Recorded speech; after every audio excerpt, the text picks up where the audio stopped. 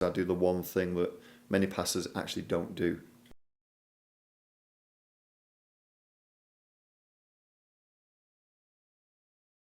That Jesus micromanaged his disciples for 3 years in order that he could macromanage them for 2 millennia.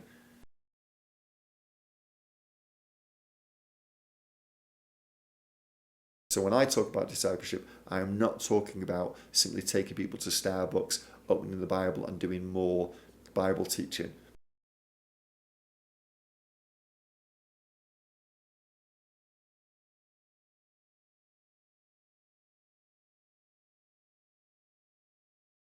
So that's the problem, is we can preach on discipleship. A pastor can decide, I'm going to do a 12-week series on discipleship.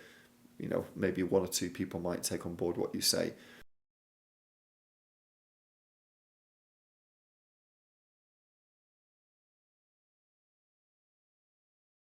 Today I am here with Paul Gibbs, who is the founder of the PACE Project, an international organization that reaches schools and churches and integrates students into churches very successfully around the world. Every 6 months, I do some personal mentoring with Paul. He mentors me, I should say, and that looks like I fly him up to Colorado from Dallas, Texas, for 4 days, and then on the opposite 6 months, I go down to Texas for 4 days and get some mentoring from Paul. So Paul, when you were here last time, something struck me that was I thought was pretty amazing, was that you came up here, and our two ministries have a partnership. We're concerned about the church. We're concerned about the people that come in and out of it. And you were here with me for 4 days. And we spent some of that time having a great time skiing. We spent a lot of that time talking about lots of different aspects of our ministries and how we can make those better. But one of the things that I noticed while you were here for the entire time was that you weren't doing a whole lot of work back with your global team or any of the teams in the countries that you're doing.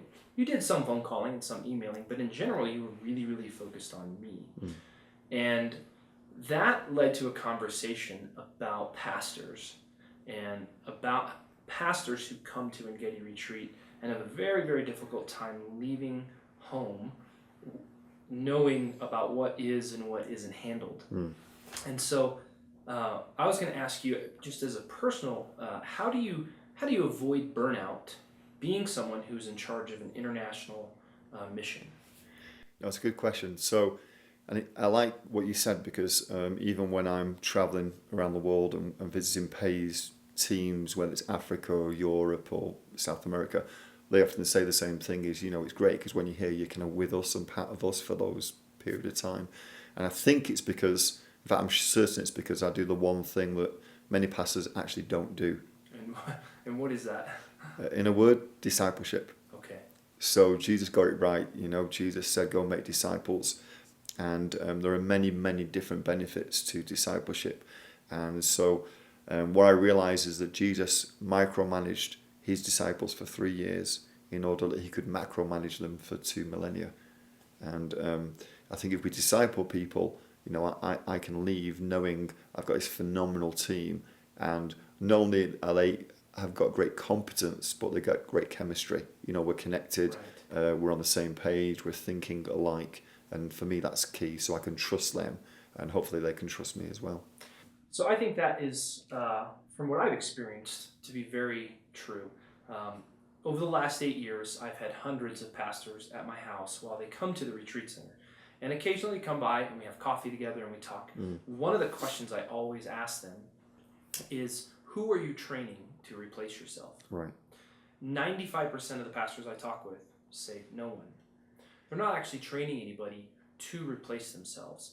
And so that connection that happened when we talked about that the first time made me realize that this aspect of discipleship really is missing from the health of our leaders. And because I've witnessed you over the last 8 years doing just what you do, traveling to numerous places, seeing numerous teams, and yet plugging into those teams without having to worry about what you leave behind, made me think that you've got to be doing something carefully, something intentionally, and something right that maybe we can pass on to some other pastors so that they can start doing this. And not just a theory, not just, okay, we're all going to go make disciples, but some practical steps. So I wanted to ask you, what are some of the basic benefits of this as you see it, because you've been doing it for so long? Well, let's talk about just some fundamental things. So first of all, not lots of discipleship's happening. So I think generally churches are doing pretty much everything the Bible tells us to do. We worship, we meet together, we have communion, we evangelize, we look after the poor and orphans, we do all that stuff. The one thing that's missing is discipleship. And even when I see people discipling, I think there's a fundamental problem. We've got something backward. So what we often mean by discipleship is, well, I'm going to educate people, and then hopefully, fingers crossed, they'll go and have a experience of what I've taught them. And if they're not experiencing it, if they're not putting it to the test, if they're not taking on board my education, then obviously something's wrong with the education, and we need to get better, and we need to get a better communicator and better communication tools. In actual fact, we need to reverse that back to the biblical model, I believe, which is we take people on an experience and then we educate them along the way. That being said, it doesn't happen through purely preaching to people about discipleship. So that's the problem, is we can preach on discipleship. A pastor can decide, I'm going to do a 12-week series on discipleship. Maybe one or two people might take on board what you say. But in actual fact, we have to restructure for discipleship. And so the church that I led back in the UK, and now with the PAIS movement, we're structured for discipleship, and we use something we call the flow to do that. So we're really intentional about what we do. So that's interesting. So tell me a little bit about some of the benefits of discipleship that you've personally seen. Okay. And tell me a little bit about the flow and how that kind of makes this process a little easier or more effective for you.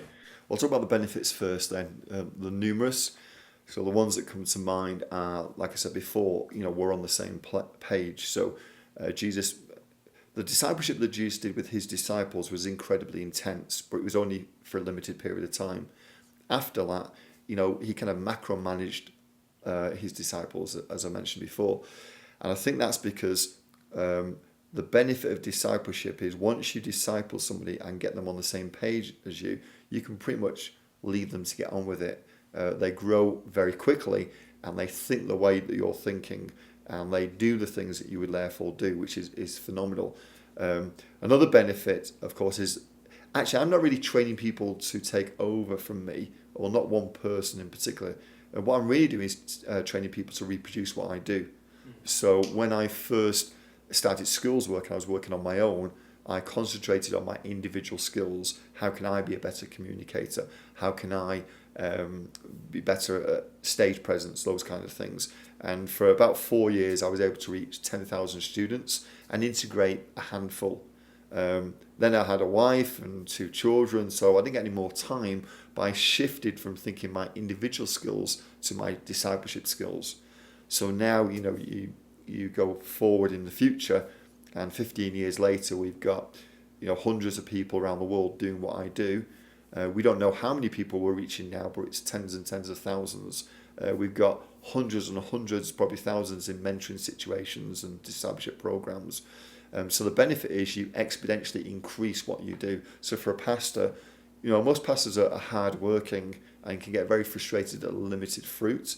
And I think if we shifted from simply concentrating on our individual skills and spent much more time on how we develop the people around us to do what we do, then the benefit is we feel more joyful about what we do because we see so much more fruit. Thirdly, I think what happens is if we understand discipleship the way Jesus understood it, we don't spend most of our time chasing people who are walking away. What we actually do is we invest in those that are leaning forward. So Jesus didn't chase anybody. He invested in those that were looking inward, looking towards him for help. They wanted to be like him.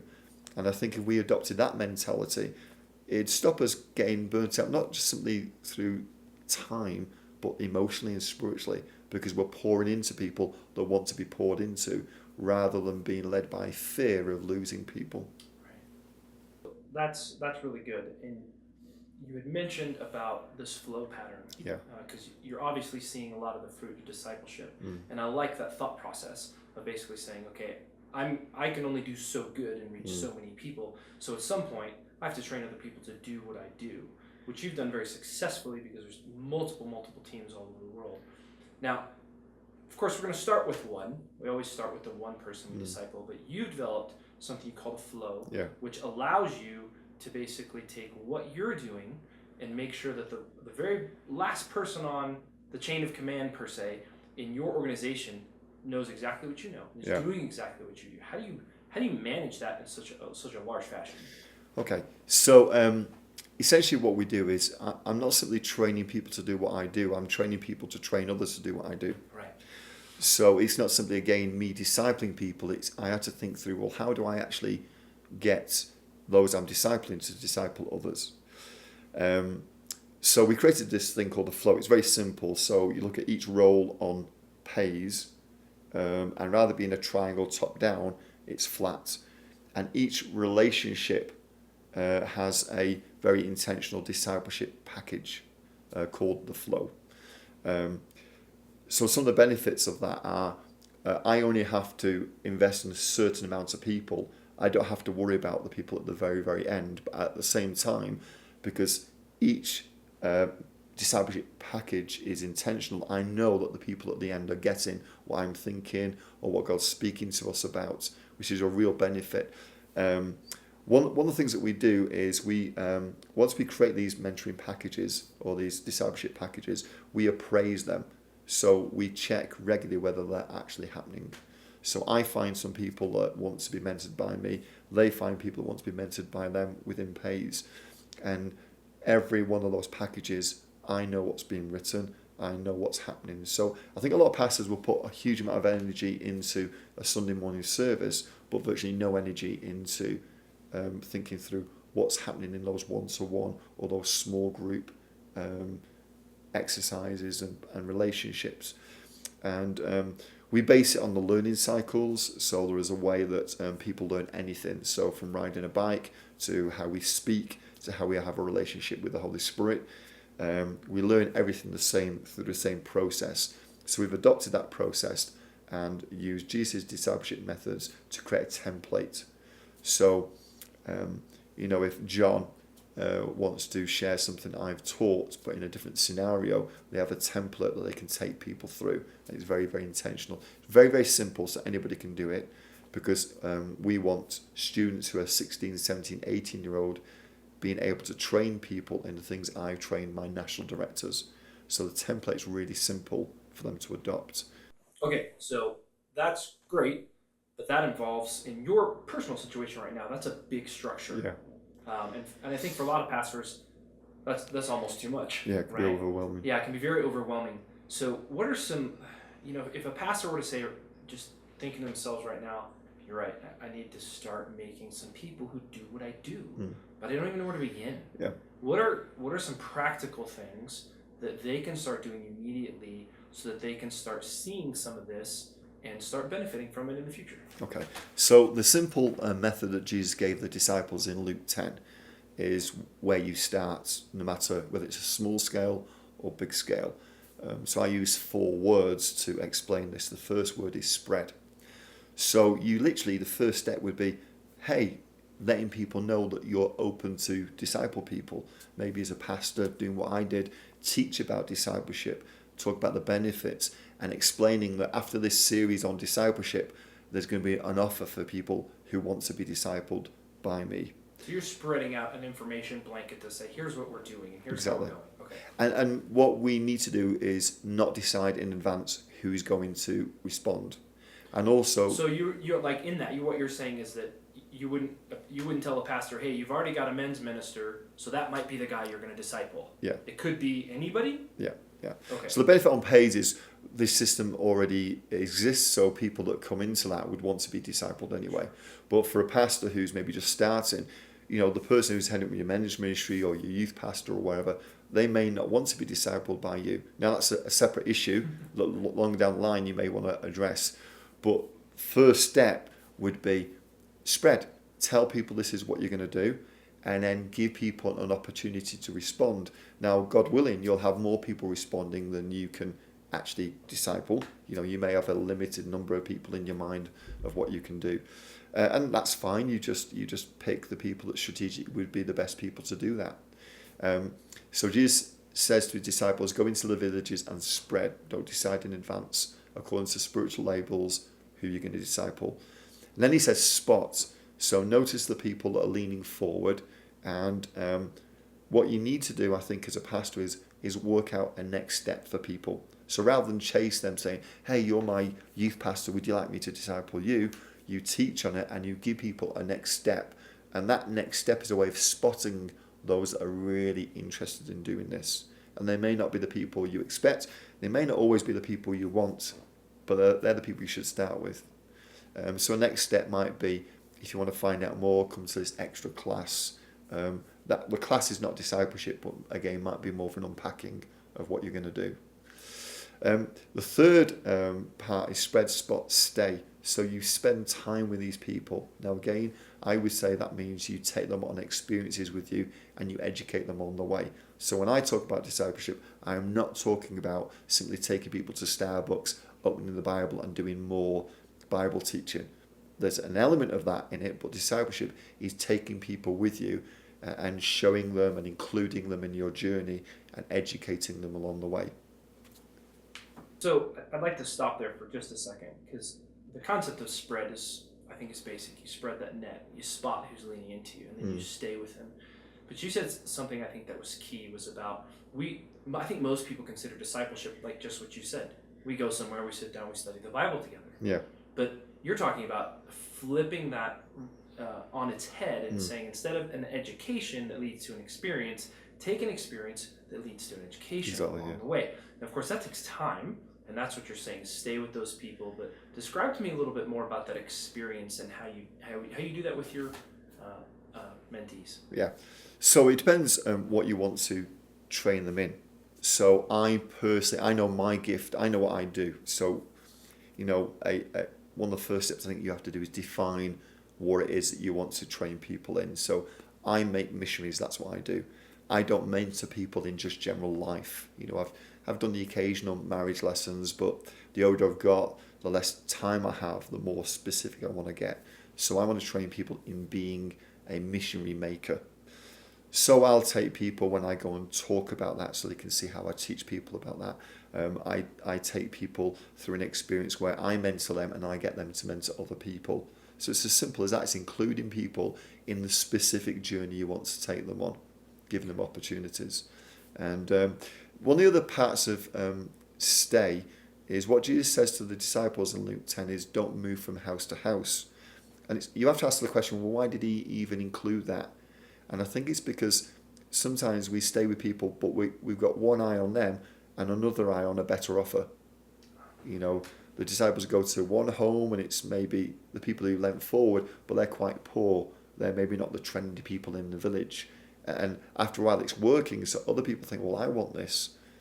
And I'm sure they were tempted to move to nicer homes with better food or whatever. I think we've got to make sure we stay long enough that we know they get it. And I think that's important. And then we can move on to send, spread, spot, stay, send. So when we've made missionaries, in my case, I then send them to make other missionaries. And I think this is where we address an issue that I think stops pastors discipling people. The problem with most pastors I know is they're nicer than God. And so they panic. They think, oh, well, that would be unfair. I've got this whole congregation. I shouldn't spend more time on these people than I should on others. Maybe in their head they think, well, it's okay if they're my leaders because people will get that. But actually, I'm sure Jesus turned a lot of people away. There were at least 72 we know he sent out who were obviously wanted to be like him, but he actually discipled more intensely 12. But the benefit is that those 12 then went and reached the others that wanted to be discipled. And I think that's what we have to understand, is that we have limited capacity. So we spend our time with those who are most on fire, most keen to learn, not the ones that are walking away that we're panicking about. And also when we do that teaching series, hey, I'm going to talk about discipleship as a teaching series, and at the end you're going to get an opportunity to be discipled. I think we have to understand that Some people are going to reject that idea. They're not going to want to get involved. We're going to maybe be surprised by some people who just say, I'm not interested, and quite shocked by that. But the people you do disciple and send, they're sometimes the ones that can reach the people who didn't want it in the first place. So just finally for Pays, obviously we work with businesses, we work with churches now about church leadership, not just with young people. But the youth model, the Pays project model would be, we spread, so we reach into schools, assemblies, large groups of young people. We give them a next step. A next step might be a lunchtime club or an after school club that they can come to. That's how we spot them. And then we give them an opportunity to be discipled, and we bring them into the flow. And that's where we disciple them. And eventually we send those young people out and they reach the rest of their school. And, it's not a theory, Carl, it's working. And it's working on 6 continents. It works in Pakistan and Islamabad where we have teams. It works in the States where we have teams as well. So yeah, it's definitely working, and I've seen it work, and I've seen the benefit from somebody who's involved heavily in ministry and who is continuously in a place of health. You are a person over 8 years that I've seen dynamic growth, additional, what most people would think of as workload, but you're in a very, very solid place that allows you to operate out of a place of contentment, a place of passion and love, one that doesn't get upset easily. And so one of the things I heard you say in there that I think is important is you've given us some great steps for the spread, spot, stay, send. But I think in that, one of the key things I heard was from the beginning, there is an expectation that you're training someone to do it again. You're not just discipling someone. From the beginning, you're telling them, I'm going to disciple you, and through this process, I'm going to teach you to disciple other people. Absolutely, yeah. And that's part of the flow package. So obviously you've seen it visually. So the flow is the line of roles, and each one has this mentoring package. But the actual discipleship packages, there's 4 parts to it. People experience it, people question it, people understand it, and then people multiply it. So written into the whole discipleship program is, I'm training you in order for you to train others. Exactly. Yeah. And I think that's important. When Jesus was discipling people, he had to disciple people he believed in. So, God willing, when a pastor tells people he's going to disciple them and people come forward, God willing, you have more than you expect. May not be the case, and you have to start with whoever God sends to you, but you should only disciple them in things you genuinely believe they can eventually do. Okay. And I think that's a key thing. So, in your mind you might have, I'm hoping these 6 people respond because they're really competent, and maybe 3 of them will, and 3 of them won't, and then you'll get another 3 people who are much, much less competent. And I think you've got to work out, well, what is it we're going to agree that we're going to disciple you in? Because what I disciple you in may be different from what I disciple this person in. Again, this is not about spiritual correctness. This is not about political correctness and it all being fair. It's about discipleship's tailor-made to different people. So you have the things that you want to train them in, but you have to adapt to where they are on their journey. Excellent. Well, thank you so much for spending some time with us today. And any pastors that want, they can definitely look up some of the writings you've done under Paul Gibbs, which are on Amazon, The Cloud and the Line, a great book called Haverum. We'll dive into a lot more of these topics and give them some meat to hold on to. So thank you so much for being here. No problem.